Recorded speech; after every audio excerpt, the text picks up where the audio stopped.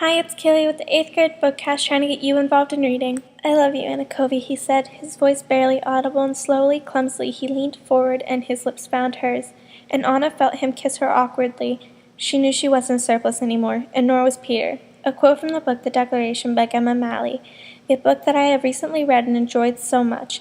The Declaration received a Gold Award and is the first book of a small series. Gemma Malley has also written books like The Resistance and The Returners, the second and third books of the series. I could not find any more information about Gemma Malley or her books. Anna Covey, a girl beaten to believe her parents are evil. She sits in Grange Hall trying to prove she can make up her parents' sins to Miss Pinson.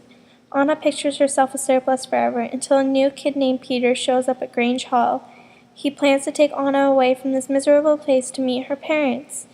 Will she give up everything she worked for to meet the people she was taught to hate? Peter is in love with Anna, but she doesn't realize it for the longest time, but she loves him too.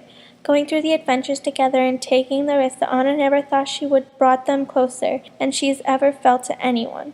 It forms a relationship between the two, a bond that is unbreakable because of everything the two have gone through in the book. Although this book was great reading to me, it also has its downsides, such as the boring parts dragging on and on. But the great interesting parts got me too involved to care. This book is by far 5 out of 5 stars because of the thrill, excitement, and keeps you on the edge of your seat the entire time. Why wouldn't I love this book? Thanks for listening and keep reading. Bye!